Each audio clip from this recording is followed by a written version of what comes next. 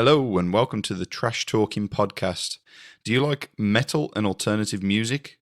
What about gigs and festivals? If you also like film and TV, video games, and a healthy dose of 90s nostalgia, I think you just found your favourite podcast. Shall we get to Trash Talkin?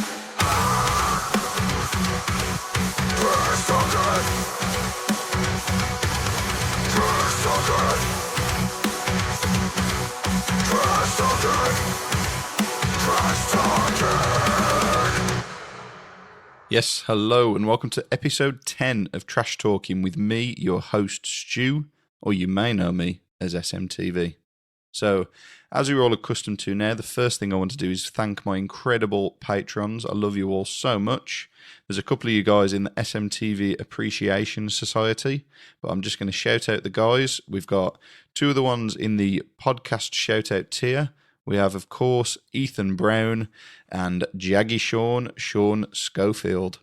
Next up, we have the two legends in the Big One tier, two incredible guys. We've got Alexander Toon and Vicky Rutter. If you want to get yourself a shout out at the start of every episode of the podcast, and with a higher tier, a shout out at the start of every single YouTube video, head over to the Patreon where you can check out the tiers, support me as a creator, and get that wonderful, wonderful shout out. You want some exciting news? Well, here it is. We officially have an SMTV Discord server. It's set up. Guys over in Patreon got the first dibs to take a look. We've worn it in. It's nice and cozy. So if you want to join us, of course you do. You're listening to this. Head over to the podcast notes below and click on the link to the link tree and come and join us. We're waiting for you. We have a few things to catch up on, don't we? We've had a couple of announcements, and I just want to chat about them first before we dive into the episode. We, of course, have had Slam Dunk Festival announced, and wowee, we have been treated well for next year. This is possibly the best Slam Dunk lineup I've seen since I stopped going when it was in the Midlands. So it's been years since I've been to Slam Dunk, but for me to take the journey all the way to Hatfield Park just speaks volumes about how good this lineup is. We have got A Day to Remember, Electric Callboy, Neck Deep, Newfound Glory, Stray from the Path. And that's just to mention a few of them. There are so many good bands on this lineup that I'm looking forward to this so much, honestly am. And next year is just the year for festivals. Bloodstock, they announced their early bird, they sold it out. They announced the installment, they sold it out. Slam Dunk had a super early bird, they sold it out. Early bird, sold that out as well. So now even Slam Dunk are on general sale and ticking down the tickets. I feel like we're going to have a year of sellouts next year, so we've just got to wait and see what Download's got to offer, and also 2000 Trees. Personally, I'm a bit sceptical about whether, because these lineups are so good, Bloodstock especially, what is it that Download can do that can really pull this out the bag? I was really questioning it until a little band, you might have heard of them, called Linkin Park made a return the other day. So yes, the long-awaited return of Linkin Park. We were all skeptical as to how they would do it. Would they use holograms because of their technological advanced shows? Would they get a specific singer in? People were thinking it was Derek from Sum 41. A lot of people speculating someone else, but nobody had guessed who it was. So it was actually Emily Armstrong, not someone I'd heard of previously. She was a singer for Dead Sarah, or Dead Sarah, I'm not sure how to pronounce that. Not someone I'd ever heard of, which I think's good. If they were to have taken Derek, I'll use him for an example, people would just compare him to what he'd done in Sum 41, I think, and maybe say, no, he's not right for it, whatever. But using someone that, like, no offence to Emily Armstrong here, but not many people knew who she was. So now she can make a name for herself from scratch. And I think that's a brilliant way to go. And also to have a female singer, that's the best thing they could have done, I think. Whoever they would have chosen, if it was a male singer, nobody would have stopped comparing that person to Chester. Never would have stopped. But the fact that they've chosen a female singer, there's not as many comparisons that could be made, so it's just fresh. And in my opinion, it works. It's great. I love it. I'm more than here for the return of Linkin Park, 100%. I couldn't be happier. I watched the live stream. It was great. It was good to see smiles on faces from the other members of Linkin Park. I wrote something the other day and I struggled to put it into better words, so I'm just going to read what I read the other day. I said, there are always still 5 other members of the band, other than Chester, that wrote this music and loved writing and performing as Linkin Park. So to see them still be able to do what they love whilst honouring Chester in their way is great to see. They could keep going for another 30-odd years, and this lineup will become Linkin Park for the next generation. So at least the next generation gets to experience Linkin Park in at least some shape and form. We were there when it began, but it's wonderful that because Chester has very sadly passed away, the rest of the band are able to enjoy Linkin Park for what it was, what it is, and what it will be. They haven't just got to pack it up, put the feet up, and not enjoy what they used to do. So I think it's brilliant. I'm here for it. If you're not here for it, whatever, listen to something else. It doesn't really matter. But if you are here for it, we're in for a treat for many, many years to come. Not long after the live stream, they did announce a world tour, which I think is incredible. They could have very easily just done a couple of shows in America, but instead, I think this really speaks volumes for Linkin Park, how they're an American band geographically, but they're a band of the world. That might sound cheesy as, but they announced shows they've got Los Angeles, New York, Hamburg in Germany, London, obviously in the UK, Seoul in South Korea, and Bogota in Colombia. Now, the fact that not everyone, look, they're not going to go to every single country, but they're so widespread that there's so many people around the world that's going to be able to experience and appreciate the return of Linkin Park, myself included, because, well, if I'm lucky enough to get a ticket, I'm going to be trying to get a ticket on Friday, and that's for London, of course. I'm not travelling to Bogota. I'm sure you can put 2 and 2 together and realise I wouldn't be making that journey, but still a journey nonetheless for me to go to London on a Tuesday night. Speaks volumes for how much I'm here for Linkin Park's return. Do we reckon they're going to headline Download next year? Only time can tell. So, after all that, we've had a good little chat there. Shouted out the legends over in the Patreon. Today, on episode 10 of Trash Talking, we're still here 10 episodes later. Who'd have thought it? I've got the legend, the friend, the brother, ChidzVidz. And we're asking the question, who the fuck is ChidzVidz? Yeah, this is a new start to a series I like to call Who TF Is. And I'm just going to get a number of other guys in the scene, in the industry, music, YouTube, TikTok, Instagram, whatever, and just explore them as a person, interview them, get them to introduce themselves, bit of networking. It's great. I love it. We spoke about Chid's first albums, his musical upbringing, the movies that he loves, and of course I had to bring out the cheesy desert island questions to really get into the nitty-gritty and think what films he would take to a desert island, albums he'd take, what are his favourite films. So sit back, relax, enjoy. If you're driving, keep an eye on the road. If you're working, go for a long poo. Go for a poo on their time so you're getting paid for it, and listen to me. And yeah, enjoy, and I love you lots. So, jump right into it. We're welcome this evening on Trash Talking with the legend that is Ben ChidzVidz. How are you? I'm good, thanks. How are you? Yes, I'm very good, thanks. So this is the first episode of the Who the Fuck series that I've introduced. So yeah, first episode is Who the Fuck is ChidzVidz. So we're going to take a deep dive. Poor you having me as your first guest on this. Oh, we've got to start Seriously. big. We've got to start big. Who the fuck am I?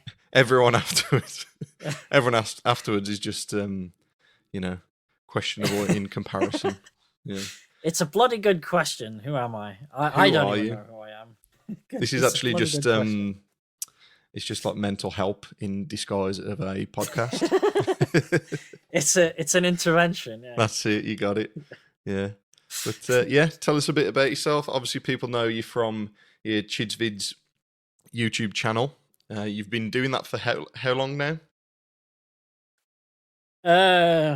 Like properly for just almost 2 years now. Yeah. Like as weekly, but before that, I was doing skits, and I think my first YouTube channel I got in like 2007, and me and just a bunch of videos that I'd filmed in the past. I put up like me messing about with fireworks, me doing lots of skits. Yeah. It was mainly skit stuff, just to make people laugh. I wore masks and stuff like that, and skateboarded into things and. Yeah, was this all pranks. The kind of years, like the Jackass kind of years? Was this inspiration? Do we think? Yeah, probably. Yeah, very big inspiration, probably for that kind of thing. But, yeah, but I always like recorded myself as a kid. I did like bedroom radio with tapes. Yeah, coming up next. I even sent one to Chris Moyles. Oh wow! Do you know? Yeah, but I was on his radio show back in like. Jesus, what was it? 98? Wow. It was a long time ago when he did Early Breakfast. I recorded. I phoned in. There was a phone box about a few doors away from the house. Yeah. It was like 6 o'clock in the morning or whatever. I ran to the phone box. It was a free phone number back then. And I just called it up, and I was on this true or false game, which is a stupid game that nobody won. If you even got to the third question, you fail it. Doesn't matter what it was. It was a stupid game that he played. But yeah, I got on that, and then I sent him a letter. I was massive into radio as a kid. Big Chris Moyles fan. I was a big radio fan. Yeah. I'd listen to radio all the time. This is just in your mug. That reminds me, I'm gonna open my beer. The moustache mug. I got a banana sour pastry sour. I'm just gonna. Very anyway, nice. So. Bit of ASMR for the listeners out there. Anyway, so I was I told him that I did bedroom radio, and I sent him a tape, and I hope it's destroyed. Yeah.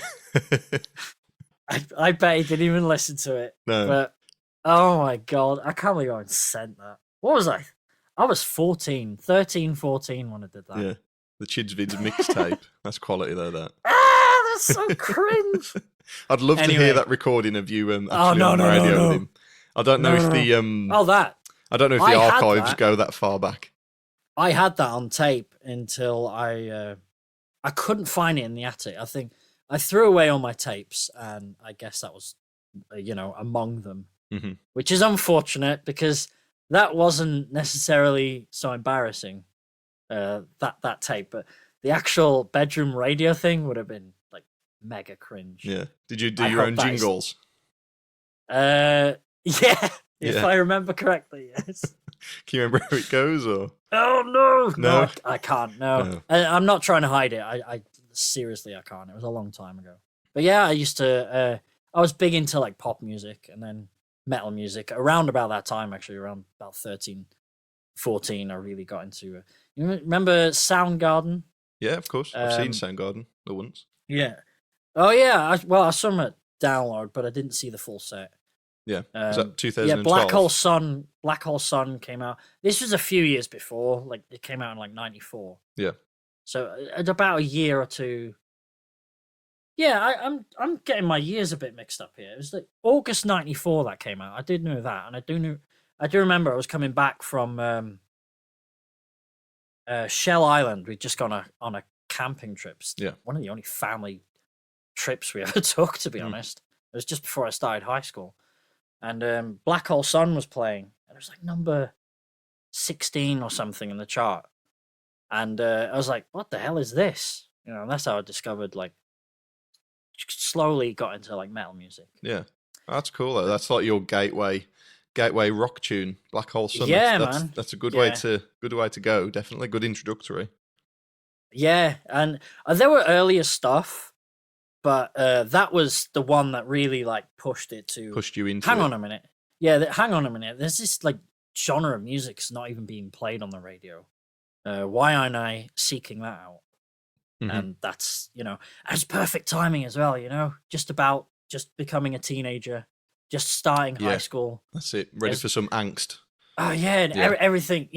Everything's new then. Everything's new. You're like just discovering all this new stuff, discovering who you are, Mhm. or all this new stuff. It's really exciting. You don't really get that as you get older, do you? No, well, that's it. Like everything's so been there, done that now.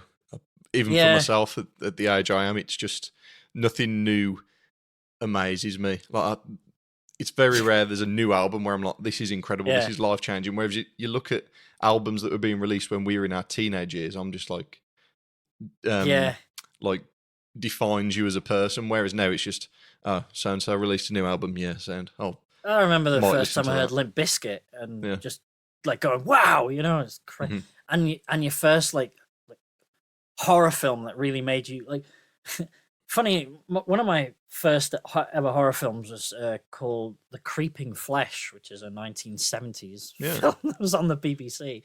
But I started recording horror films because that was the gateway into horror as well. Was that it all started from that Soundgarden song? Yeah, and then just recording like horror films on BBC at late night. I think the first slasher I saw was Psycho 3. Yeah. You just record anything that was on overnight because I had like a video player with I'd set the timer just to record the channels overnight, so I'd wake up in the morning and see, and that was my young teenage years, was just watching late night TV stuff you shouldn't be watching, I guess, at that age. I don't know. Yeah, I guess. Channel 4, you had fucking, was it Euro Trash and Vids. Have you ever even heard of Euro Trash? It's an oracle of a past time for me, I think. Yeah.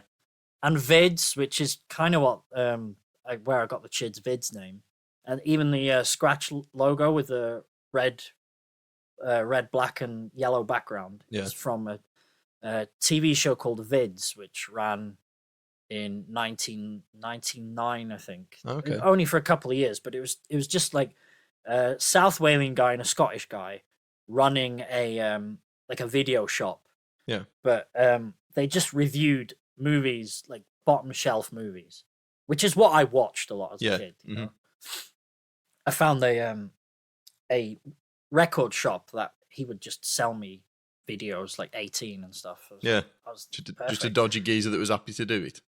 Oh yeah, well, he just saw me picking out like some random like old horror films. I wasn't picking like the mainstream ones. I was picking.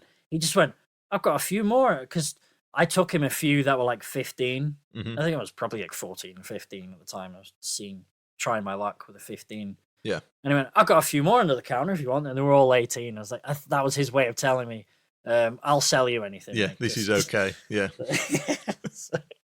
Which is great because my parents, my mum and stepfather are pretty. Well, I'd say they just didn't care really, more than anything. So, what kind of films can you remember picking up VHS? Because now we're going before DVD, which I was going to have some questions about, but let's go VHS to start with then. What kind of films VHS, do you remember having? Yeah.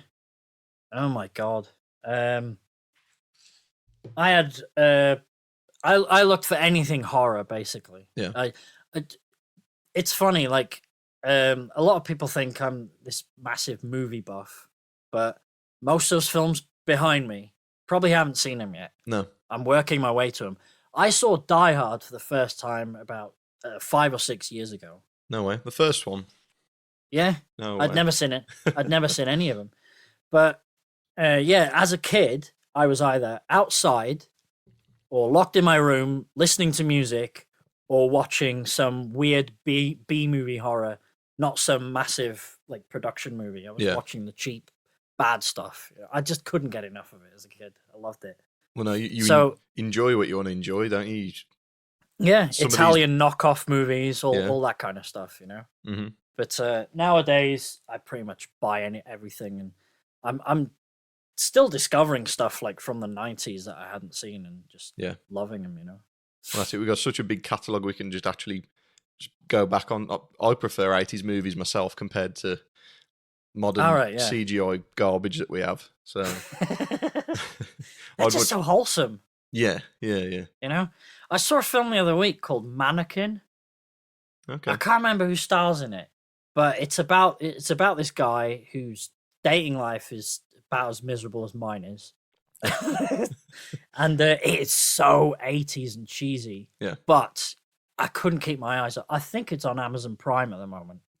Okay. And anyway, he basically he's like this artist kind of guy, and he gets a job in a mall where he does all the setups in the mall, and he falls in love with this mannequin who turns into a real person, but is only a real person when nobody else is around. Right. Okay. So it's kind of imaginary kind of thing. Yeah. I found it really wholesome, and I thought it was such a great cheesy 80s, Yeah. Just turn your brain off. It's a great, like a good Sunday afternoon cup of tea kind of film. Yeah. My routine on Sunday evening is a film, preferably 80s and 90s, preferably set in a city, but it doesn't have to be. It could be any time. I've watched films from the 60s and even earlier, but something not necessarily family friendly, but nothing too violent or gory or anything. Just something like Mannequin or My Girl or something like that. Made in Manhattan. What we're saying? Yes, that kind of good thing. example. Yeah, although I've never seen that, but I know of it. Yeah, and especially set in New York as well. I've just got a thing for 80s and 90s New York. Mm-hmm. And if anyone asks me where do I want to go, it's 80s and 90s New York, even though that is impossible. Yeah, but just with especially with the steam coming out of the streets for whatever reason. Yeah. Although to be fair, that is a thing. That is a thing. It was in 2013 when I went. I got a picture of it, so I had to take a picture of it, obviously. I was like, oh, wow, this is actually real. Okay. It actually happens, yeah. I thought it was just put on for the films. Like, God knows what they've got in the sewers, but steam's coming out of it. New York's weird. It's you get wafts of different types of pollution. Yeah. Sewage. It's just never-ending different smells, constantly. They've got food stalls everywhere. Yeah, they got food stalls. Then you get a waft of really bad pollution. Yeah, and then some sewage and what is going on? My senses are going berserk over here. Did you give it a crate? I'm walking here. Did you get one of them? I'm walking. You got to give one of them. No, but I did the first. I got off at the airport in New Jersey, so I had to catch a taxi over to New York. Yeah. And it's not that far. And it's literally just crossing a bridge. And I got an old school yellow cab. I was great. And the driver was I guess in his 60s. Yeah. An old New Yorker guy, And I was like, oh, this is great. I mean, it could be in his 40s, they don't look after themselves. No. It's the pollution. But there was this cyclist. I think we were in a bridge, a tunnel somewhere. And there was this cyclist kind of road hogging the road. Yeah. And he opens the window and shakes his fist at him. And I was like, yay, I got to see some New York road rage. You're seeing all the tropes that you've seen in the films for so many years. Yeah, I had a massive smile on my face. I was like, thanks. That was great. Awesome.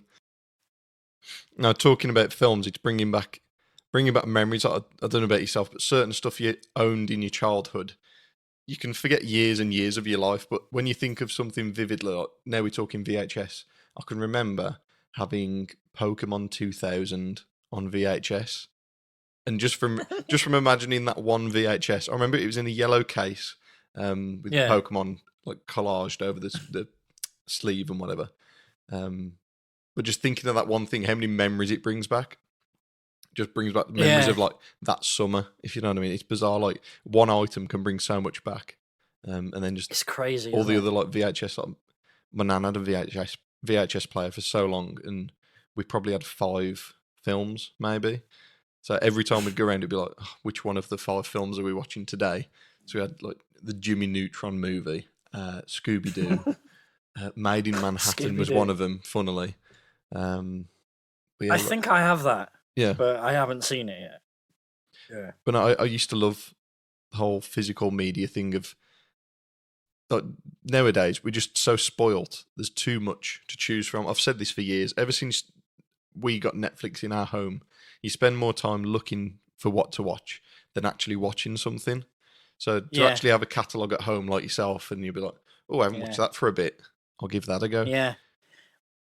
I try not to look at too much of the shelf. Yeah.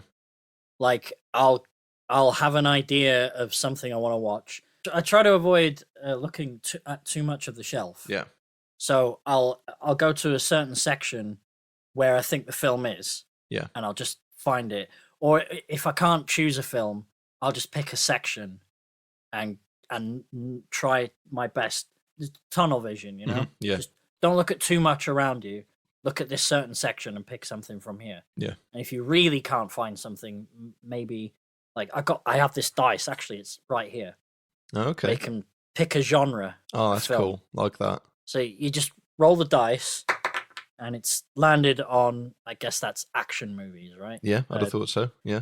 Action shooter. Yeah. Action film. Yeah, pick an action movie. That's good. I like that. If I get stuck. That's a good idea. Go on. Yeah, it's in a charity shop. Doesn't cost much. £1. And I've used it quite a few times if I've ever been stuck. Yeah. I mean, we were quite tempted with getting. Do you see you got the posters with like the scratch off things? Have you seen those? Oh yeah. And you can buy like 50 greatest movies or something like that, and you just pick a spot, scratch it off with a coin, and it'll tell you the name of the film underneath, and you'll watch that film. So gradually, you'll have watched the 50 greatest movies. Yeah, I think it's a great way of doing it, and it's an excuse to sit down and watch a film because you kind of given the incentive to I want to make sure we scratch everything off the poster. So we'll have to give that a go. But I like the idea of the dice as well. That'll help us out. I like the scratch thing. Mm. That's a good idea, especially. But there's bound to be films there you wouldn't even thought of probably. Unless it's like one of the mainstream like greatest movies. Yeah. But I'm sure there's going to be a couple there you've never even heard of. Mm-hmm. I mean, thinking of some of the ones that I've seen on when I was looking at the poster, like, you say mainstream, you'd expect people have watched it, but like Shawshank Redemption, I've never watched. Have you not? Goodfellas, I've never watched. Is there anything else? But there's many films like that, like of that genre, I suppose, or that era that I just never got round to watching. But if I was to have the poster and I scratch it off and it was Goodfellas behind it, it'd be like, and there it is. He's managed to just reach it out of thin air. It's like a magician's trick. Well, the Blu-ray section and G is right near me. So. Oh, okay. So yeah, I do need an education on some older films for sure. Goodfellas is great. Yeah. Did you watch Sopranos? No, that's something that I'm thinking maybe a bit of a winter watch. Yeah, this year. that will always remind me of my 8 months of not doing anything. Yeah, you just binge it non-stop. When just before download 2019, I quit my job. Yeah. And one of the things I did after download was I started watching Sopranos. So I borrowed them all. Oh my God, fantastic. Just waking up in the morning at whatever time I wanted. Yeah. Because at this point I was like, I don't know where my life is going, but I need a break. Yeah. And I've been saving for a house for so long. And I was just watching Sopranos in the morning. Yeah. I even had a song, for the intro. Woke up this morning, had a cup of tea. Anyway, that was your soundtrack of the day. Because that's what I do. I'd wake up in the morning, I'd have a cup of tea and watch Sopranos. Yeah. And if anyone's seen Sopranos, that's the theme song from Sopranos. Oh, okay. So I understand. Well, they don't say wake up this morning. Yeah, had a cup of tea. Sounds really gangster. Yeah. It's not really Italian gangster, is it? No. They have coffee for a start. Coffee. Walk in here. Yeah. Coffee. That's based in New Jersey. Yeah. Yeah. Which is the only time I've been there was from the airport to New York. I've actually been to New Jersey itself. You went to see Alien Romulus, right? I sure did. Movie. So yes, I went to see Alien Romulus, and it was my first solo cinema trip. Yeah, how never did you done find it before. It was good, but it's bizarre how there's still people at 10 o'clock at night watching a film that can speak to anyone all day outside of the cinema, but they still go to the cinema at 10 o'clock and have a conversation. What's that all about? Like, you've paid 17 quid for a ticket and you've come here to chat. Unbelievable. It is a strange one, Mm-hmm. right? I go on my own so often now that Yeah. I'm kind of just like used to like every now and then I'll pick a screening and there's a bunch of like teenagers, right? Especially if I'm going to see a horror film. Yeah. You know, there's a bunch of teenagers behind me or something, they're giggling and stuff. For God's sakes. Yeah. But yeah, I you just kind of cancel it out. And I mean, I suppose I was like that at one point, you know. Mm-hmm. Yeah. But now, yeah, it's one of the things I really love doing is going to cinema on my own. I'm going to see 2 films tomorrow. Oh, okay. What are you going to see? Go watch Afraid, which is a film. It's a Blumhouse horror movie. Oh, nice. I do like Blumhouse films. Yeah. Yeah, and for the last like year or so, they've been doing a lot of like kind of like B movie type style of like back in the 90s they did all these straight to video horror movies. That's what they feel like. I can't explain how. Yeah. That's what they feel like. You know, the storyline just isn't. It's not the best. No. You know, it's just there to be scary. There's a loose story. The plot's kind of thin, and you know, you go there, you turn your brain off. It's fun. You know, I've heard some bad reviews after the fact of me going to watch them. Yeah. But I like to go in without watching any of the trailers. Oh, I'm the only one. Yeah. I have kind of ruined Beetlejuice, which is the second film I'm going to watch. Mm-hmm. But I was a bit. I'm like, you know, it's not going to be a patch on the original. I'll still go. I think I'll enjoy it, but I won't have much love for it afterwards. I think it's going to be a lot of fan service, and I'll have fun watching it. It's like Ghostbusters Afterlife. Yeah, that's what all these really revamps are, isn't it? It's just fan service. Put something in that people have been asking for years. Get a quick round of applause. I'm sure I'll enjoy it. Yeah. I'll enjoy it, but I'm not entirely. The Crow remake I didn't bother with. Oh, is that out now, is it? It's out. I think it's out, as in it's not even on from this Friday. It's already left. That's not good. But I've heard bad things, and usually I would go make your own decision. Whatever. Yeah, and go see it anyway. But it's the Crow movie. I mean, all the sequels are bad. The only decent one of the Crow movies is the original. There's not even anything you can salvage from the sequels. Yeah. Which I don't even know why I own. I guess because I'm a completist. Yeah, right? got you. But the original Crow. I mean, educate me again. It's a film I haven't seen. I haven't seen The Crow. 1994. Yeah. Is it Brandon Lee? Bruce Lee's son, I think. Oh, okay. He died during filming. What, that film? He was shot with a bullet. You know, like the Alec Baldwin story that came out recently. Same thing happened during this film, and they used like special effects to finish it. But no way. It's a good film. I think this is kind of controversial. It could have been better. Yeah. I really like it though. Don't get me wrong. It's like up there. It's like I'm just being overcritical. Critical it's about like it. An 8 out of 10. It's like an 8 out of 10 film for me. Okay. But there's something missing. I can't put my finger on it. Would it be? I've seen it loads of times. It's a great film. Yeah. But, Would it be a good Halloween film? Do we think? I don't know what it's about. No, it's a revenge movie. Oh, okay. It's like have you ever seen Death Sentence? Kevin Bacon? No. I'm going to movie nerdy on It's all right. I'm here for it. It's Taken. Yes. Yeah. Who hasn't seen Taken? Actually, Taken is a bit of a stretch, but it's like I was trying to imagine if he gothed up, like put on like white paint over his face. Yeah.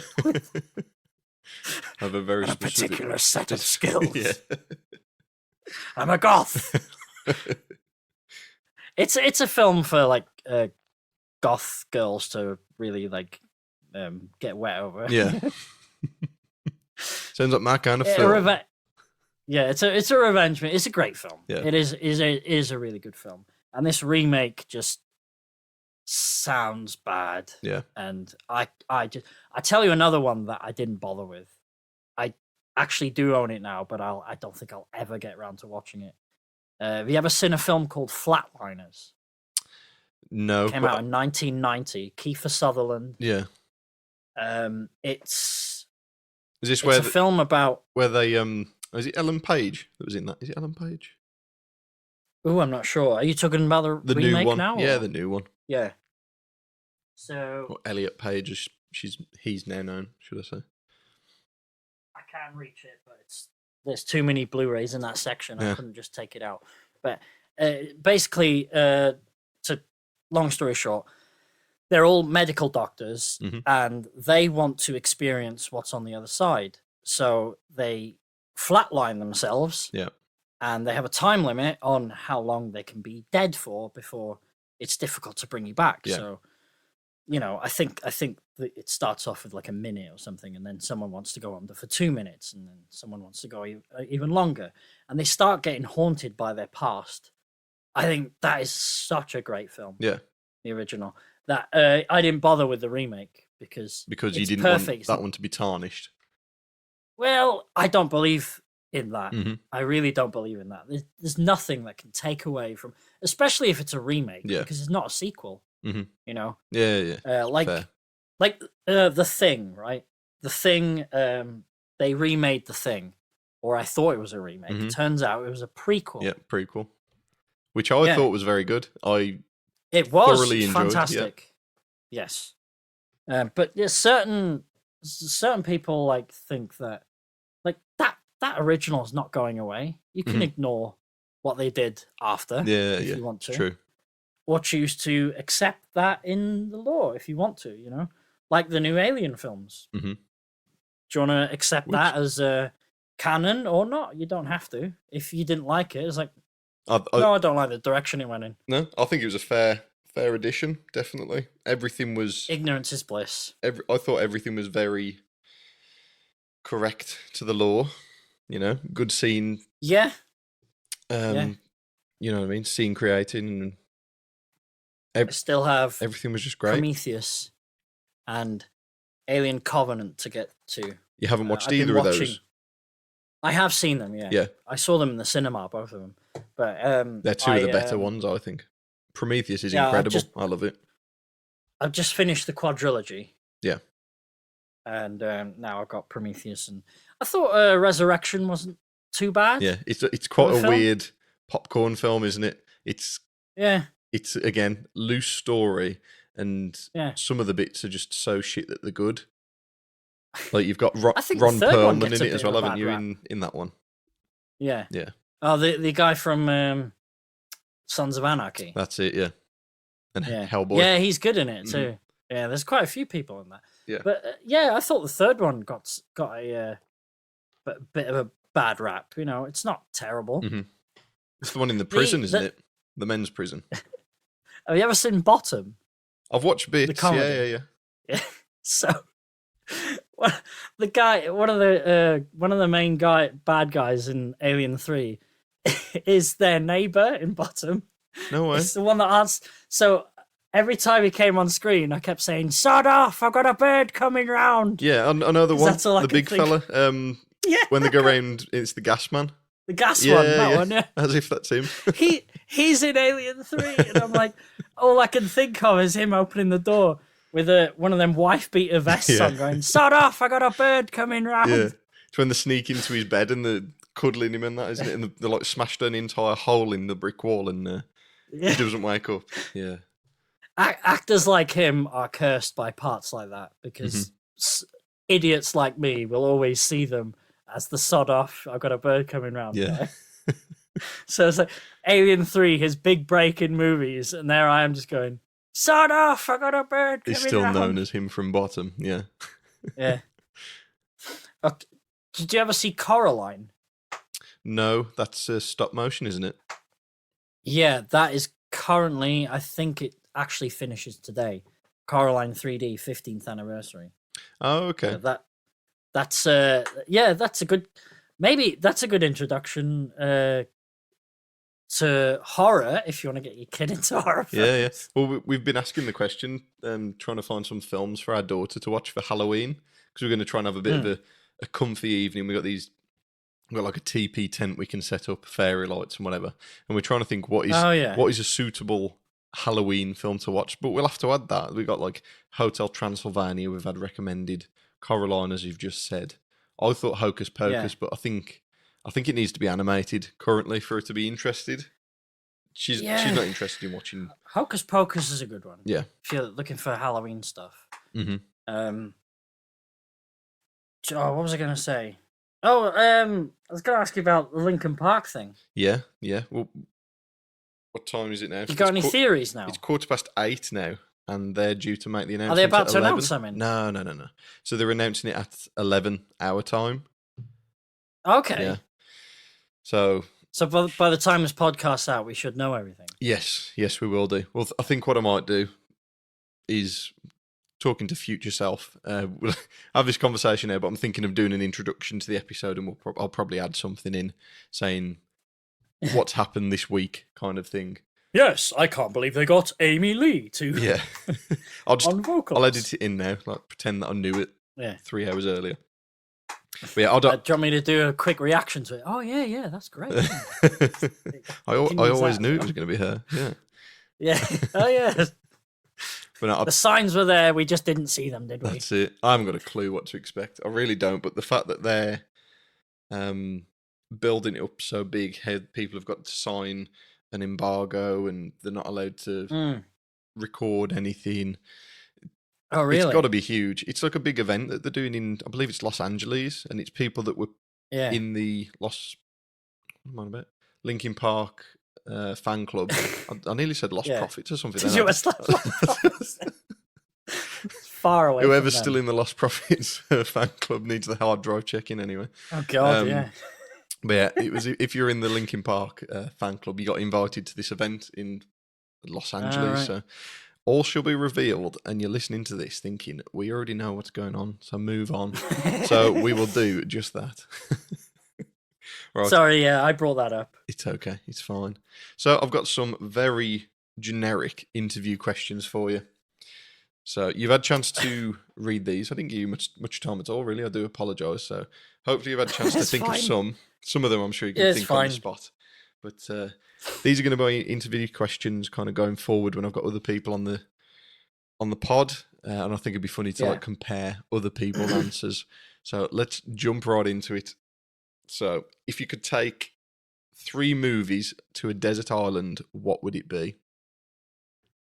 So cruel. Well, you wouldn't take that was phrased so bad. If you could take three movies to a desert island, okay. If you're stranded on a desert island and you could only have 3 movies, what would they be? That makes more sense. That's the cruel part, is the trying to choose 3. Okay, so I'm gonna pick Training Day because it's one of my favorite films of all time, and I just got a feeling like it might not. I haven't seen it for a few years, so it might not like stand the test of time or something. But I loved that film the first time I saw it. It's like a 10 out of 10 movie. I'm really showing myself up here. Is this Denzel Washington, Training Day? It is, yeah. Okay. Yeah. It's not a film. Have you seen it? No. Oh wow! I always thought I was some movie buff, and I've seen every film going. But then I met Ben Chids. So. Well, Training Day surprises everyone that it's even on my list, let alone it's one of my favorite films of all time. I just think it's a fantastic film. Yeah. And I don't watch it much, which is probably another reason it's so high up there. Mm-hmm. I've got it on Blu-ray, and I don't think I've even opened it yet. No. So I'm going to get to it again. I haven't seen it in years at this point. Yeah.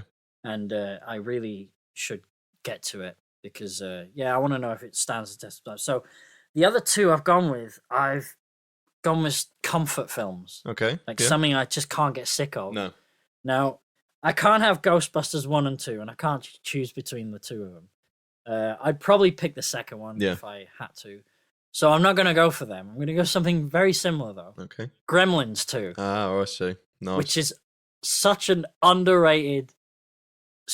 it's so batshit crazy comedy. Yeah. It's so good. It was just that era, wasn't it? Ah, it's a fantastic film. Really is good. I love Gremlins too. But, you know, I love Ghostbusters 2 just as much. Yeah. But I'm taking Gremlins 2 because I've seen it less. I didn't watch it much as a kid. I watched it a bit more as I grew up. And it's almost like a New Year's tradition with me now. Yeah. I don't know why I watch it on New Year. Is this the one that's set at Christmas? Was that the first one? No, that's the first one. Okay. The second one is set in New York in a big like Trump Towers type building. And the main character is a guy basically is based on Trump. Right. But it's such a good film. Like all the crazy cartoony gremlins. The fact they take the piss so much out of the first one. Yeah. It's just it's so good. There's a 15-minute rant that Quentin Tarantino goes on about how great Gremlins 2 is.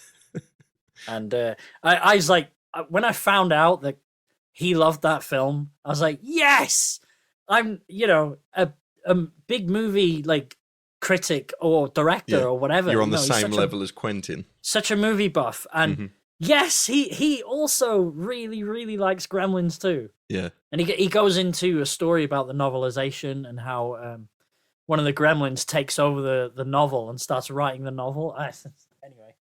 Yeah, Gremlins 2, and I guess the third one. Okay, so I've been quite cruel doing 3. It's either Beetlejuice or the Lost Boys. Okay. I'm gonna go. I'm gonna go with Lost Boys, just because. There's a lot of music in it. Yeah. It's very stylish. It doesn't. It's timeless. It's a timeless film. It feels very 80s, but you could have filmed that yesterday. Yeah. You know? It's like the perfect have it based on it. Yeah. It encapsulates. Yeah. There you go. Yes, that's the one. It encapsulates the 80s perfectly. Yeah. It's very MTV generation. It's got music in it. I can't imagine having a bad day on the island. Yeah. Sticking that on and it not cheering me up. Yeah. So that's perfect. That's what you want, though, isn't it? You want to pick me up. That's what you want at the end of a day. Yeah, it has to be comfort. Coconuts and shit. Coconuts. Have you seen? Is it the Tom Hanks film Castaway? Yeah. Where he's just is he constantly eating? Is it coconuts? And it's like a natural laxative. Yeah, that's it. I can't imagine like just living on coconuts. That'd be terrible. I do like coconut. How quick I've drank this. Yeah, I do. I love coconut. Right, your next question. To go with your 3 movies that you're stranded on the desert island with, I'm going to allow you to take 3 albums as well. So what would your 3 albums be? Can I take a mini disc player and do my own compilation albums? Ben's mix. Well, mini discs. I used to have a mini disc player, and you could fit like 6 hours of music on one disc. Oh, okay. So I just have 3 of those. No, but anyway, not to cheat here. If I was going to pick something relaxing, like to relax me at the end of the day, I'd go Pink Floyd, Dark Side of the Moon. Nice. Can you imagine that with a starry night sky lying on the beach? Yeah, that's such a great album. And if it wasn't that one, I would have gone for Nirvana Unplugged. Yeah, MTV Unplugged, because it's kind of a best of in a way, isn't it? And it's all like chilled. So yeah, but anyway, so that's your chilled choice. If I had to pick between those two, if I had to pick between those two, it's Dark Side of the Moon. Just for like something chill. Yeah. Something to rock out to. I'm going with System of a Down's self-titled album, the first one. Yeah. The one with the hand. Gotcha. I can imagine you rock. I can imagine watching you from a ship coming to save you, and you're just rocking out to System of a Down on the beach.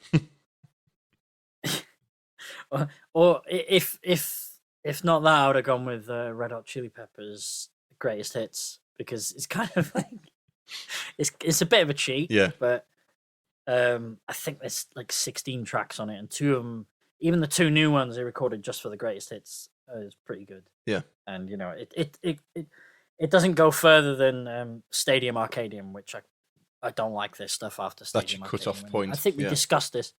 Yeah, we discussed this at Bloodstock, didn't we? Yeah. I was a big Red Hot Chili Peppers fan, and then after Stadium Arcadium, I was just like, nah, they're just his lyrics are terrible. You've got Flea on bass, and you've got John Frusciante on guitar, and you've got these terrible lyrics. Yeah, they're just quite comical, weren't they? It was almost like he was just doing it as a joke. Yeah, just shut up. Let Flea, who's a very, very talented bassist, and John Frusciante give them a challenge, for God's sake. Yeah. They're like the best players in the world. Like, what are they doing? They're wasting away in this. Anyway, sorry.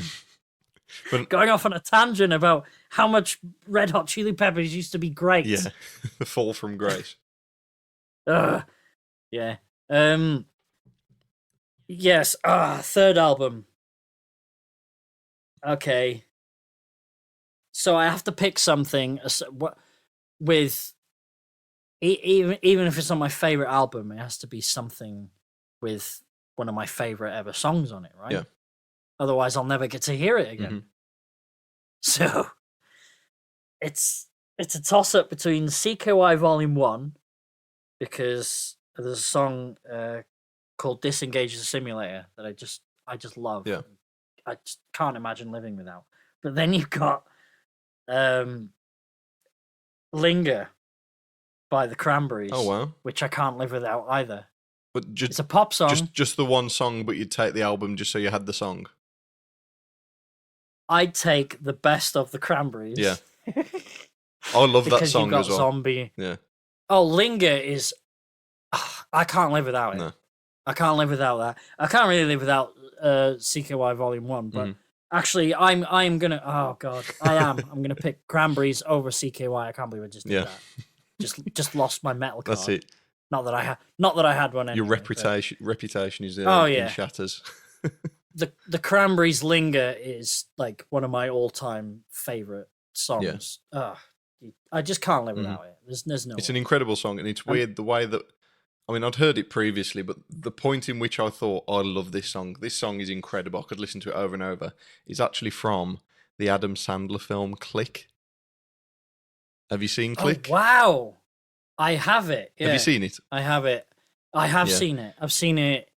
I might have seen it twice, actually. Yeah. So but I don't remember that song being in it, even though Ling is one of my favourite songs. You thought I'd have remembered that. So, in fact, it's in the film.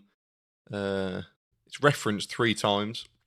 So, it's the film that was playing when he first kissed his wife and, in the future, mother to his children.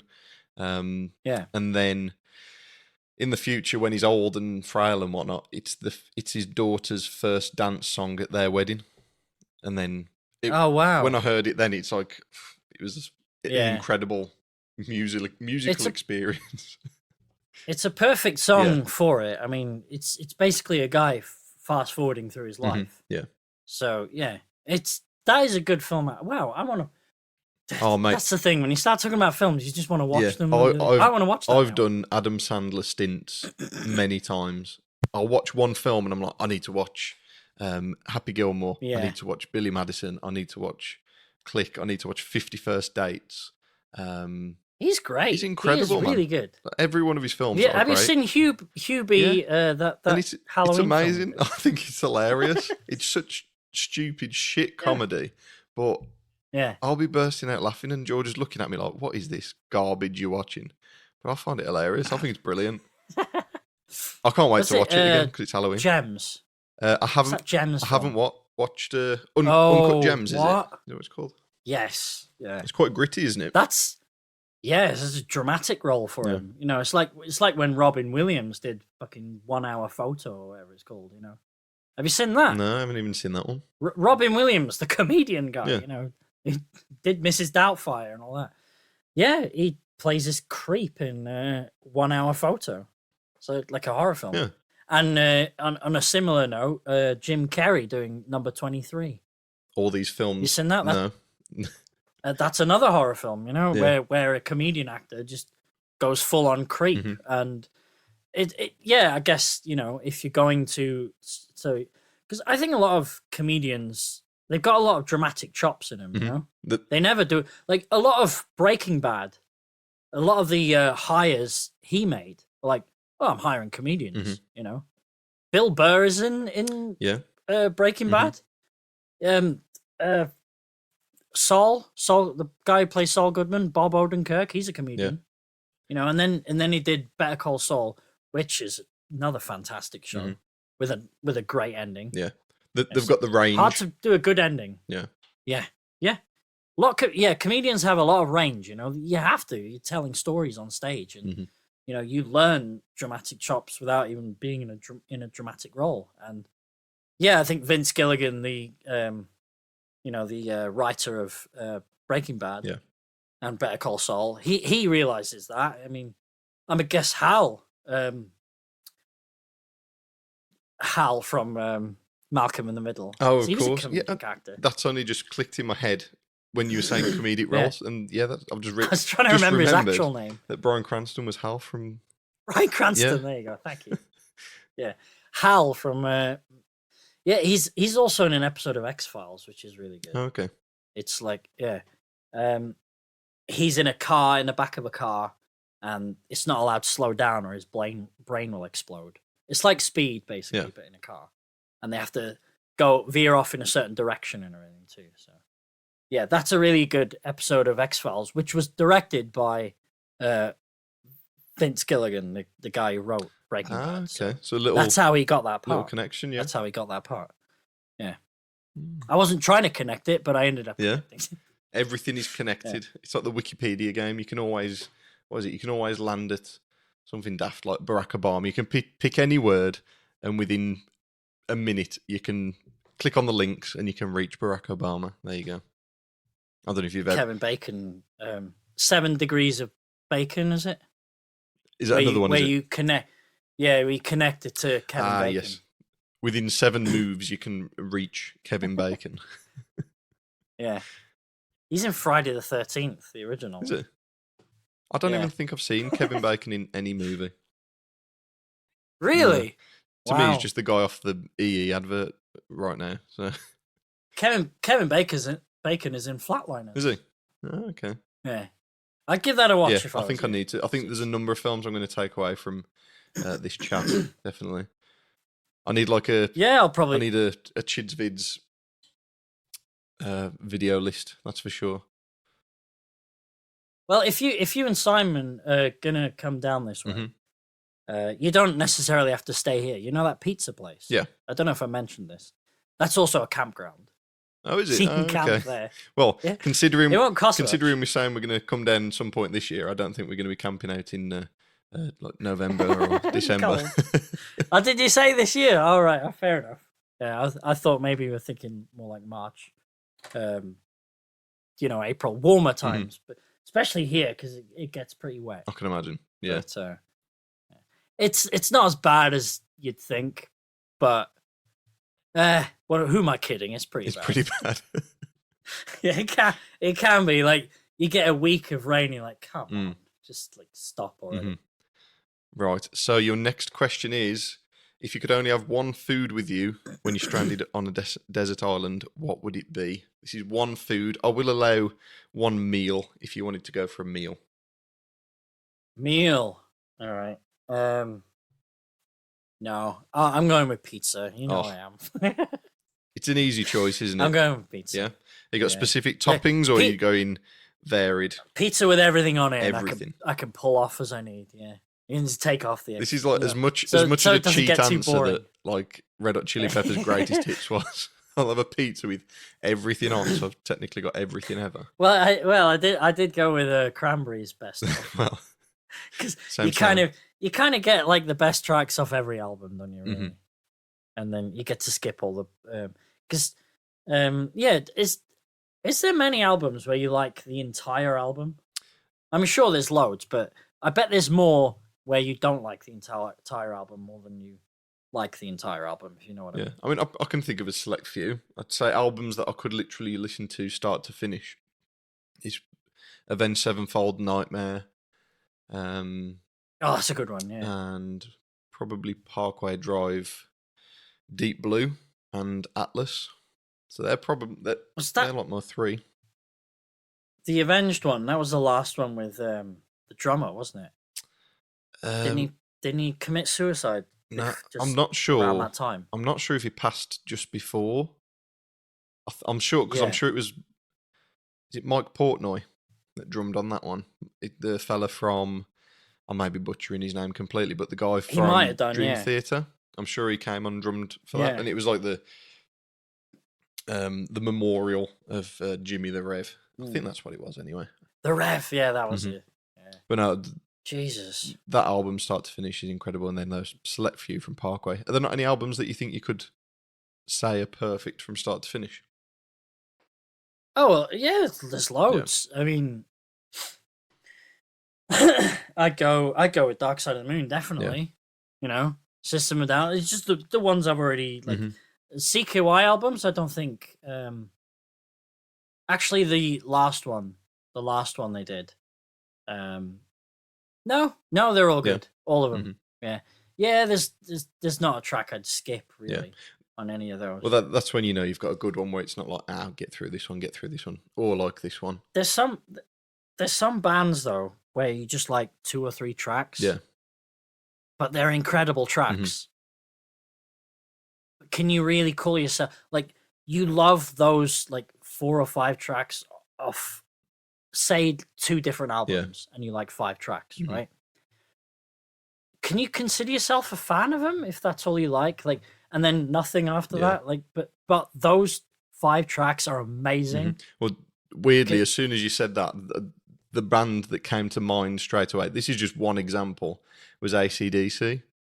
Like, I can name you all the big tunes, like Back in Black, Highway to Hell, You Shook Me All Night Long, handful of others, but I'd never put a full album on. I'd never listen to Back in Black from start to finish, for example. No. So yeah, same. Yeah, I'd consider myself a fan, but yeah, it's basically Airborne. Yeah, there's a lot of that. I think there's more of that than there is me enjoying full albums, if I'm being honest. Yeah. And the Fear Factory, this is a great album. Yeah. Demanufacture. But yeah, there's certain albums of theirs that I don't like every track on the album. You know? Anyway, I'm moidering about albums. What was your question? Food? It was the pizza wasn't it? Pizza question, but if you're happy to go with pizza, we'll lock in pizza. I mean, you must eat how many pizzas a week? Probably about 2 pizzas a week. They're usually on weekends. Yeah. I've started. I've been eating salads this week. Actually, the last couple of weeks, just a couple of leafy greens. Chuck a bunch of coleslaw and crap in a tub. Yeah. With either tuna or cheese or something, you know, and I'll pickle it up depending. You know, if I'm having cheese, I'll put loads of pickles in it. Oh. If I'm having tuna, I'll put olives or something. Yeah. I'm trying to eat healthy to a degree. Thinking of the gut, that's fine. I'm just having flashbacks of you just pouring a tin of olives into your face at Bloodstock. Oh yeah, Bloodstock. I took 2 tins of olives. I'm doing that again, definitely. Yeah, there'd be loads of olives and I'm gonna take a charcuterie board of cheeses and stuff. Just a charcuterie board, anyone? The first night. Do you know those bunch of cheeses? Massive, like, was it like leg of ham or something? And you take like a carving knife, like the aged ham. Do you know what? I hope I remember this. I am gonna do a charcuterie board next year, Bloodstock, for the first night. I'm gonna bring out a massive board of cheese, and so we just do munch on it. Oh, that'd be good though, wouldn't it? Cheese and chutneys around the campsite. Yeah, cheese and chutneys on. Yeah, just first night, so we don't get diarrhea from it. You know, so it's still kind of relatively safe to eat. You know, first night while we're there, just a big ass. We should have like a really bougie first night. Take a few sun-dried tomatoes, a few bottles of fizz as well. We'll take some plastic bottle of wine with cheese, flutes. Yeah, man. We'll expensive bottle of wine. Just pour it into something, decant it into something you can get through. Yeah.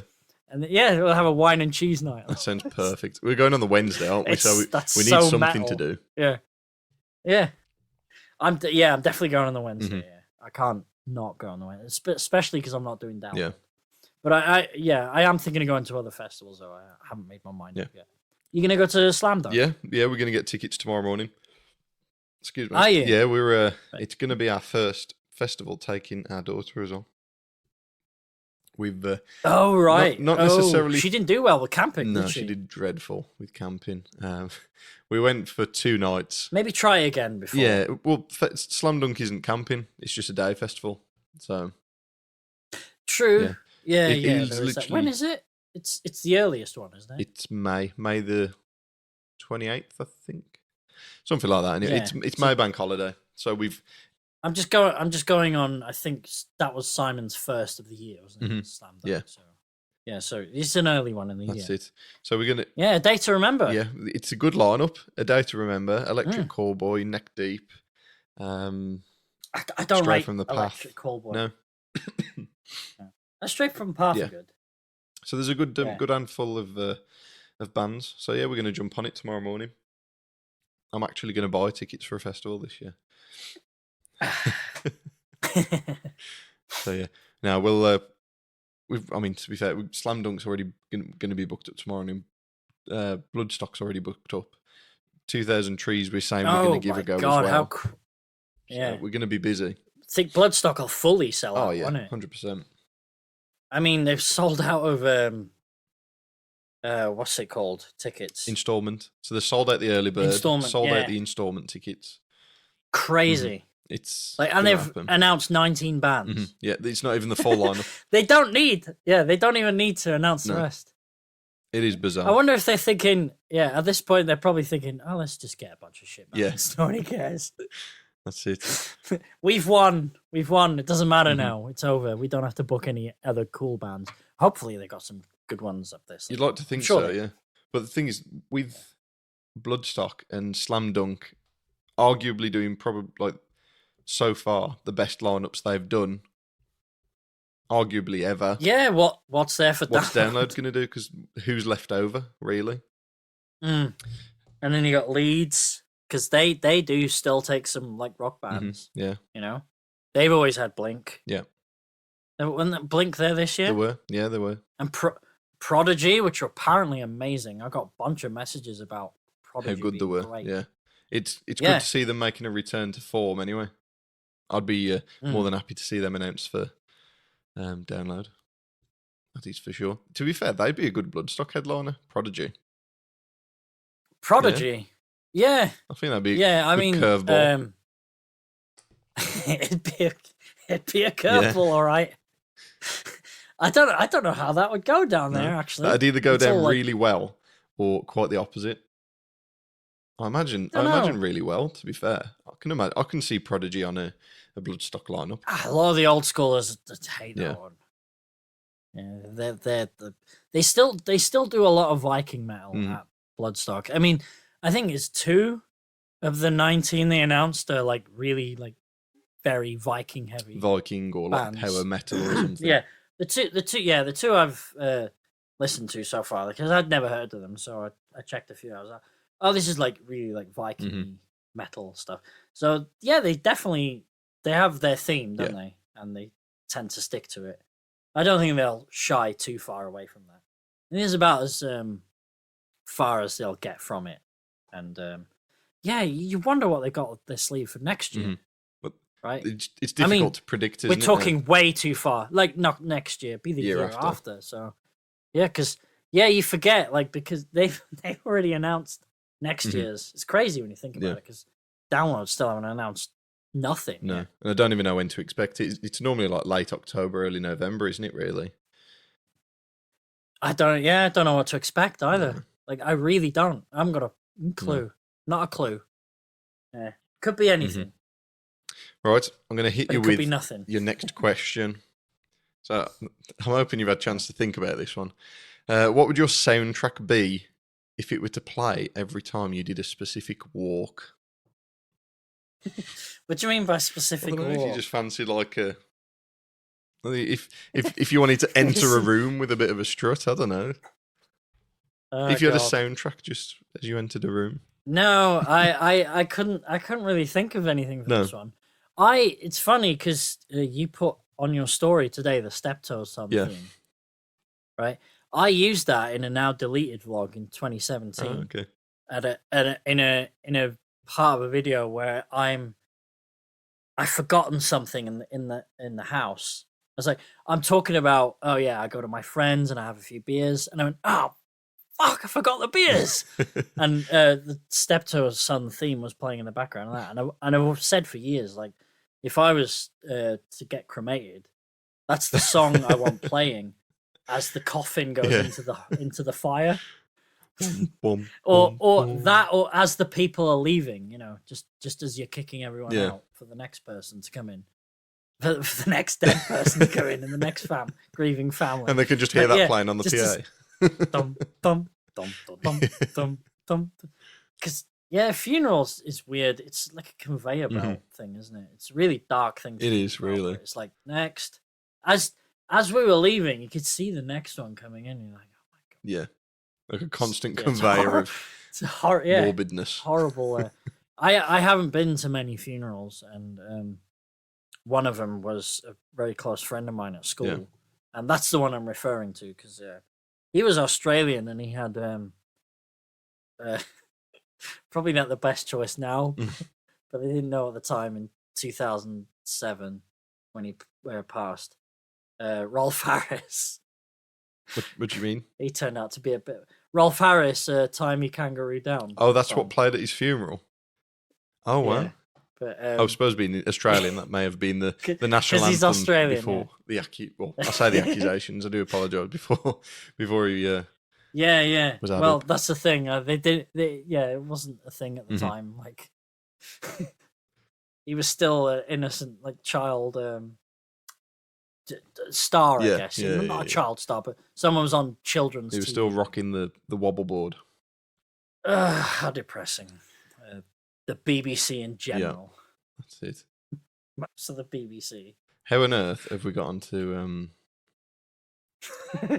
classic? I was going to say classic paedophiles. Then that's probably not the way of putting it. Classic paedophiles. That's a classic paedophile move right there. Right. Horrible. I'm going to hit you with the next question then. So Halloween coming up, and more so just for myself, I need some recommendations of films. I was going to ask 3. Can you give me 5 films that you'd recommend for this Halloween? I can give you way more than 5. Okay. But yeah, go on. Let's go for 5 then. Okay. Now that I know it's for yourself, I'm not sure about the first one, but it's a great gateway movie if you've got kids. This is just for me. Maybe. Just imagine it's me and Georgia watching it. Yeah. So I was going to say Return to Oz, which is the sequel to it's the sequel to Wizard of Oz. Right, but okay. It's like a dark it's more of a dark fantasy. Like, there was this weird period in the early 80s where Disney were just like doing really scary stuff. Yeah, but I don't know marketed what the hell for children. Yeah. And I'm not saying that Return to Oz is an adult film. Yeah. It's definitely not. But it's a good gateway into horror if you're trying to get your kid into it. But okay, we'll skip that one. Have you seen Poltergeist? No. Okay. From 1982, directed by Toby Hooper in air quotes. Toby Hooper directed Texas Chainsaw Massacre. Okay. Right. But who really directed it was Steven Spielberg. Toby Hooper was like a Avatar, Steven Spielberg, who basically was directing E.T., and he was under contract. Oh, okay. Interesting. So basically, because he was under contract doing E.T., he was also doing Poltergeist. If you watch the opening of Poltergeist is one of my favorite openings to a movie ever. Yeah. It involves a dog, like this golden retriever, who goes up the stairs into the sleep. Yeah, so there's his father sleeping downstairs, and the TV's about to go off for the night, and the national anthem, American national anthem, is playing, and the guy is falling asleep, and the dog goes up, starts licking his hand, and then goes up the stairs to one of his daughter's rooms. They've got crisps or something. I can't remember. But the opening of it is just amazing, and it's you can tell immediately it's Steven Spielberg. It's just got that Spielberg touch, film, yeah.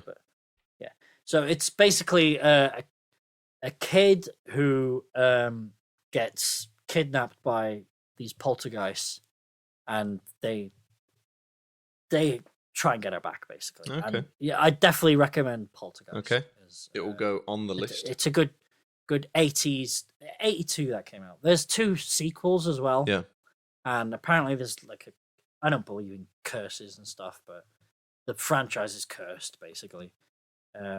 What's that? In the first movie, the older daughter of the family was killed by her boyfriend in real life. Yeah. Oh, okay. Wow. The actress by a jealous boyfriend. Yeah. The second movie, I think it's the old man who plays this poltergeist. He died of cancer. See, people are reaching at this point. But the third movie, tragically, the little girl from the first movie, who's the only link in all 3 films, she passed away. She had Crohn's disease and was given the wrong medication or something. No way. And she, again, just like The Crow, passed away before the filming of the third film was finished. All 3 films I enjoy. Yeah. There's 3 of them, Poltergeist, but yeah, definitely the first one. Definitely watch the first one. Yeah. Watch. Yeah. Okay. Do you like brutal stuff? Yeah. Many films. I've seen so that are brutal. This is kind of brutal violence. Starts off as a Western and turns into a cannibal movie. It's called Bone Tomahawk. Oh, okay. I've seen that one scene. I ruined it for myself in a way, I suppose, but it's really? It's been on my list for so many years, but you've brought it to light again. So have you seen Dusk Till Dawn? Yes. What an amazing film. So in a similar way, that's a heist movie that turns into a vampire movie, right? And then there's a movie called Overlord, which is a World War II movie that turns into a zombie movie. Yep, another great film.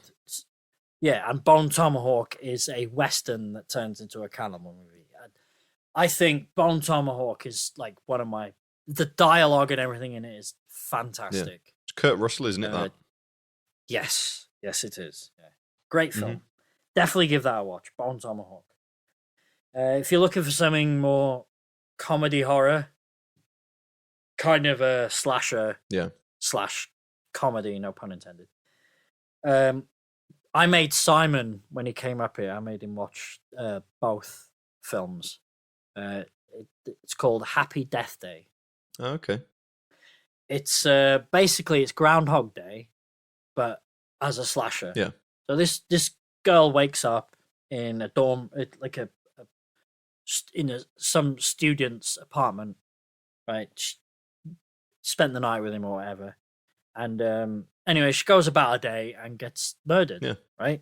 And then she wakes up and she's back in the dorm room, and it's the same day again. She's reliving the same day, and she's trying to figure out who killed her and all this stuff. And basically, I guess if she finds out who it is, she can break the cycle or something. Yeah. And then the sequel goes even more batshit. It's kind of skips dimensions and all kinds of stuff. Yeah. It's more like Back to the Future Part 2, the second one. It's very strange. But yeah, if you're looking for a comedy horror, that or Freaky, which stars Vince Vaughn. In a body. I've seen that one on the Fire Stick. Yeah. Yeah. So it's a body swap. It takes the body swap comedy. Like Freaky Friday. Yeah, basically, and this is kind of what it's based on, isn't it? Freaky. And I think it ends on Friday the 13th as well, so it would be Freaky Friday in the end. But Vince Vaughn plays a masked serial killer. Yeah. and he ends up swapping bodies with a teenage girl, and it's great. So you've got a serial killer in a teenage girl's body, and the teenage girl is in the 6 foot whatever masked serial killer's body.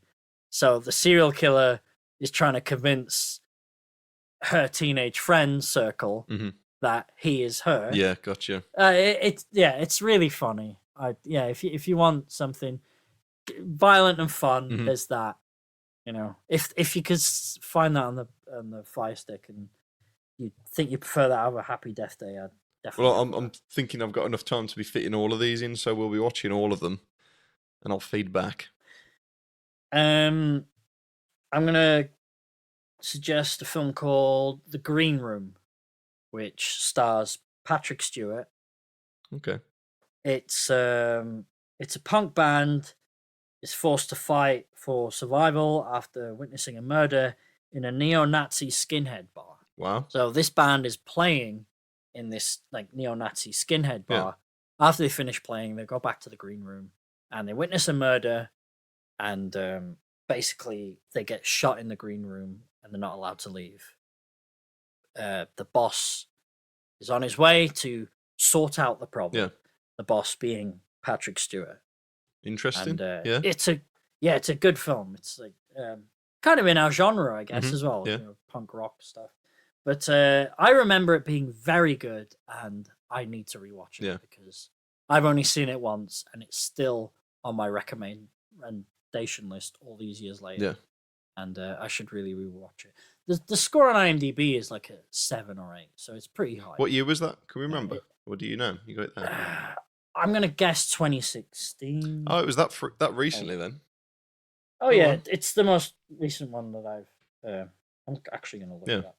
So I was thinking when you said Patrick Stewart, the only thing I can't really think of much he's been in recent years. Recent in 2015. Oh, okay. So it was a year out. Yeah, 2015. It's got a 7 on IMDb. I've given it an 8. Yeah. But yeah, it's really good film if you like a gripping, like it's more like, I won't call it real, but more real than like a slasher film or something like that. This is a situation you could probably find yourself in. Yeah, so it's just intense. So it's pretty intense. Yeah, it's an intense horror. So if that's more your bag, so I think that's good. 5, right? Is that the 5? Yeah, there we go. I think so. Yeah, gave you 5. Awesome. Although Return to Oz is probably something you'll skip. George is mad on Wizard of Oz. It's just always one of them films that she says, "Can we watch Wizard of Oz?" So potentially, she would have seen it. No, she hasn't. Surely. I can promise you, she hasn't. She hasn't seen Return to Oz. When we first met, she'd seen Wizard of Oz and Cat in the Hat. So no, she hasn't seen that film. Dude, okay, sit down and watch Return to Oz then, because it's funny in parts, but like you think, really? Okay, so I'll level with you. Okay, I took an edible before watching it, so I was a bit more in tune with the film when it's because I put it on like half an hour after I took it, so it was already kicking when the film started, and it got to the bit where you know, there's this headless princess who takes her head off, and she's got a cabinet full of replacement heads, and one of them like looks over and it's like, this is pretty, you know, for a kid's pretty film. creepy, yeah. I was like, you could have chose something a bit more light-hearted, to be fair, rather than the early Disney that's films. That's what I wanted. Yeah, 80s Disney films are just weird, man. For sure, really like creepy stuff. Yeah, give it a go if you, especially if Georgia likes Wizard of Oz. Yeah, we will do. Perfect. So, final question, I think, and he's got Wizard of Oz to hand. Just seems like 4K. Do it look like it was made yesterday? Well, all 4Ks come with a Blu-ray. Yeah. So, you get both. I don't have a 4K player really at the moment because I've got so many DVDs. If you get a 4K TV, DVDs look absolutely shite. They do, dreadful. It's stretched over so many pixels, isn't it? So it looks awful. Yeah. So I've I've got a 1080p projector. Yeah. That's good enough. I don't need anything better than that, really. Mm-hmm. I might get a 4K TV for upstairs, but as for down here, Yeah. Fair enough. Right, so we're going to close with the final question I've got here. Can you remember? I can see obviously your DVD collection behind you. People who know you know of your DVD collection. Can you remember what your first ever DVD was? Yes. So it's like what 1999 when DVDs came out. That's when I bought my. That's when I bought my first player, and it cost me just over 200 quid for this player. Wow. Oh my god, that's mad to think about, isn't it? I did 3 paper rounds as a kid. Yeah. And well, I was 18 in 1999, but I was still doing those paper rounds up until like 18. I was like, I think 2 months into my 18th before I quit those paper rounds because I was always up early anyway. Mm-hmm. Anyway, so you'd think DVDs, right? Twice the clarity of VHS. The sound is in stereo. Yeah. So what would you pick as your first DVD, Ben? Well, Blair Witch Project. Yeah. A low-budget film recorded on a handheld on 16mm cameras. Yeah, student cameras. The quality. Yeah, my first DVD was Blair Witch Project. Wow. And do you have that on DVD now? I still have the original. Oh, you've still got the very first one you bought? Yes. Oh, that's awesome. I have an updated version because I bought the Blair Witch Project remake that came out a few years ago, and it had the original with it. Mm-hmm. But I've kept the Blair Witch because it was my first. That's DVD. cool, man. Yes, sentimental. I like it. Yeah, there's no point getting rid of it. No, not at all. It was my first DVD. I got rid of my first VHS, which I don't even remember what that was. But yeah. I threw all them out, unfortunately, mm-hmm. and all I got is like I wanted to keep the sleeves. I wish I'd have kept the sleeves. Yeah, but I didn't. That's the thing. Hindsight. All I've got. Yeah, I've got a box in the attic, which is mainly Beavis and Butthead VHSs. Yeah. The Friday the 13th series, which I have all of them of. Mm-hmm. Some of them they're worth keeping. I'm sure you're glad that you've kept them as well. But then there's others that you've gotten rid of and you wish you'd kept as well. And the odd horror. Yeah. The odd weird horror, like I've got Scanners, which is a David Cronenberg film. Yeah. Well, anyway, I've lost you on that one. Yeah. There's I'm sure you've seen the exploding head meme at some point. Right, and that's from there, is it? Yeah. The GIF. The head explodes. I think it looks like they used a melon. Yeah. But back in the early 80s, you wouldn't have noticed that on a VHS. Mm-hmm. Perfection. Right, so we're going to draw to a close. You're on a little bit of a hiatus now. We know.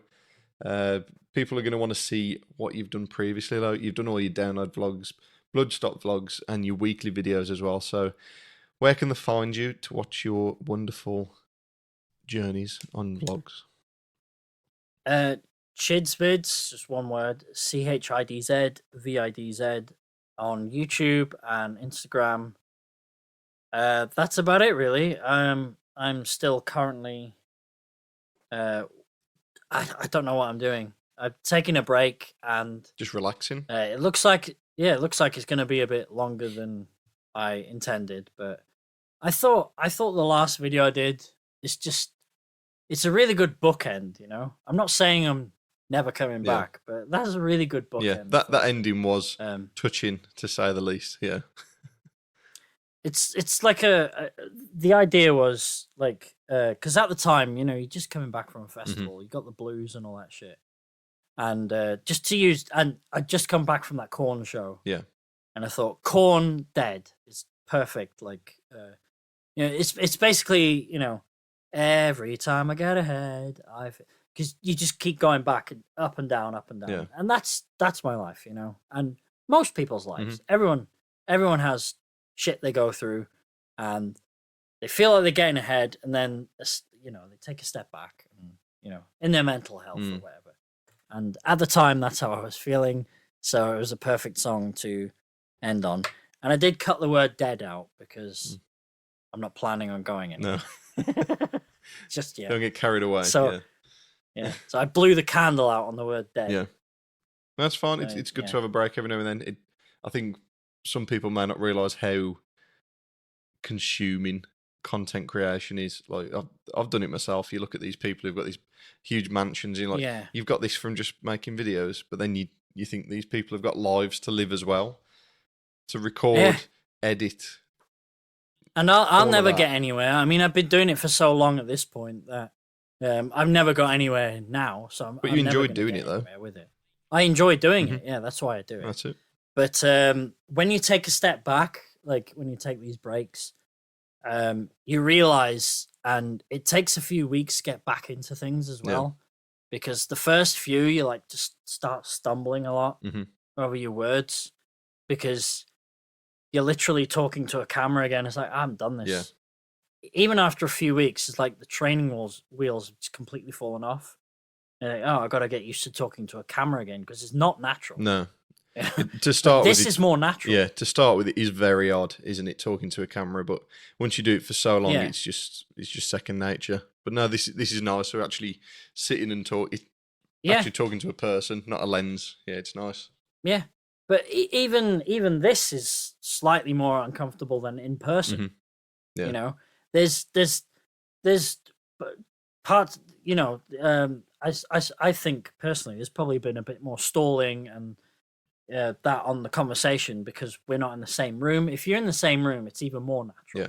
I'm not saying we didn't get on or anything today, but it were it's like in person. It's just way easier than talking to a screen and whatever, and you can react in more real time. Yeah. And the body language is more there and all that kind of stuff, so you can work better off each other. But yeah, it's definitely better than just talking to a camera. That is not easy work, No, not at all. And especially when you're sitting down, like if you're doing stuff while talking to a camera, I don't know if you've noticed, like personally, but I find it way easier to comment on stuff while I'm walking around or doing something than I am just sitting here. Because once you sit here, you just go blank. Yeah, that's it. Like so those Tuesday Night Tin videos, I had to give up on them because I was just umming and ahhing too much. Yeah, it's like whereas if I was going to say that the content I've been making here and there, where I sit in front of the camera and I don't know, discuss a map or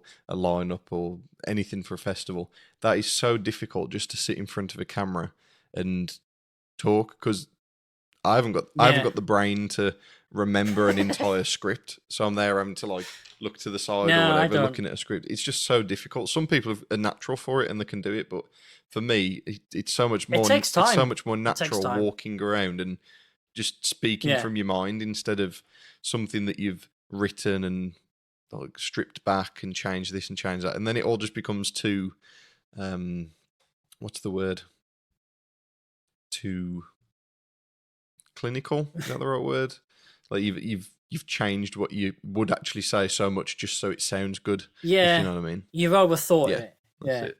I'm especially bad at that. Yeah. Like it's the overthinking thing because like that ruined a lot of like the videos where I was just sitting here talking. So I was like, I'm really overthinking this. I mean, even for this, I've taken way too many notes. Yeah. But I've got shitloads written down here that I'm but before I would have written more on what I was gonna say, whereas on this, like I didn't even bring this up, so I've wrote down here 1987 documentary Metallica Cliff 'Em All. Like I bought this in a charity shop last week and I watched it. It's about it's a documentary from 1987 and it's basically it's raw footage from like that fans took during their concert Metallica performances in the early 80s. Mm-hmm. And I was sitting there watching it. I was like, this is so raw. Like it's just bootleg footage and some TV interviews. Most of it including Cliff Burton, who I think he died in 86 or something, like a year before this documentary came out. It's basically a tribute to him. Yeah. Because he was a bassist. Mm-hmm. Yeah, that's right. In Metallica. And he died in a bus crash in Denmark or something. Yeah. And actually, I've wrote that down. Yeah. I'm glad to see you wrote so many notes. I'm glad to see you. Yeah, you're actually taking notes, it seriously. I'm happy. I've learned a lot. I've learned a lot for it. Yeah. Because when I was doing my ChidzVidz series, I was writing down too much. I wasn't just writing down notes. Like, say, I wasn't just writing down like cues. 3 albums. Yes. Yeah, I was writing down the album and then a bunch of shit I wanted to say about it instead of just going natural, you know? Like, because I'd have thought of that at the time. Surely I would have thought of that when I'm... But you do miss things. Yeah, you miss things, but you still say so many good bits as well. Like, that's what I like about this. Trying to be too perfect. Yeah, exactly. Yeah. That's why I like doing the podcast. Yeah. Like, just chatting to someone. Like, who knew we'd land on some of the subjects we've landed on today? We wouldn't have, because it would have been going off a script. I wouldn't have... Yeah, exactly.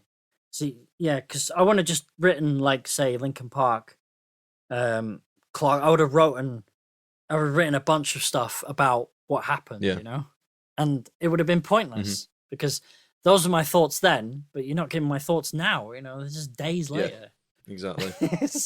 So, if that ain't a ploy to get people to listen to more and more episodes of the podcast, I don't know what is. It's good.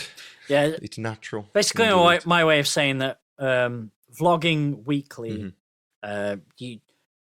it takes a while to actually get into the rhythm of it, and then once you take a break, I think it's kind of tough to get back. But I plan to. I'm coming back soon, and I still haven't decided what I'm going to do with the Patreon. I guess I should do something with it, right? I mean, even if you just started with the Patreon, and that was kind of the way you ease your way back into the bigger scale of things with YouTube. If you wanted to, it's a bit more of a personable thing, isn't it? Patreon. But I just watched the Sunny V2 video. Don't know if you watched Sunny V2. He does like weekly episodes on YouTube personalities and stuff. And he just did an episode on Nikocado Avocado, who regrets his entire YouTube career. This is the guy that does all the extreme eating and that like yes. mukbang or whatever you call it. I think you can get too involved in what you're doing, and you'll kind of lose yourself. And I don't ever want to do that. For the sake of I don't want to lose subscribers. I don't want to lose who I am just because there's a few people or I'm earning a bit of money or whatever. I just I am what I am, and that's who you see. Yeah. I don't sugarcoat anything. Yeah, there's no act. Definitely not. I'll see him off camera enough times to know that it's he's just just as weird off the camera as he is on. Just as weird. Yeah, and I do shout a lot when I've had a drink, which I've avoided today, even though this is it's only 6%. I only had that one, so another one maybe, and I'd start screaming, cutting out. We'd be cutting out the audio because it's too loud. Right. Anyway, I hope this was a listenable episode. Yeah, entertaining for the masses, I'm sure. Given his willingness to come back, I will try and get Mr. Chidz back. But yeah, it's been a pleasure. Thank you so much for coming on. You are episode 10 of the Trash Talking podcast. Episode 10. Such a pleasure for you, I'm sure. Nice numerical, yeah. There you go. Nice round number for you. But no, thank you very much. Yeah. We are going to cut it there. And yeah, I'll see you on the next one. Thank you so much. Bye-bye, everyone. Thank you.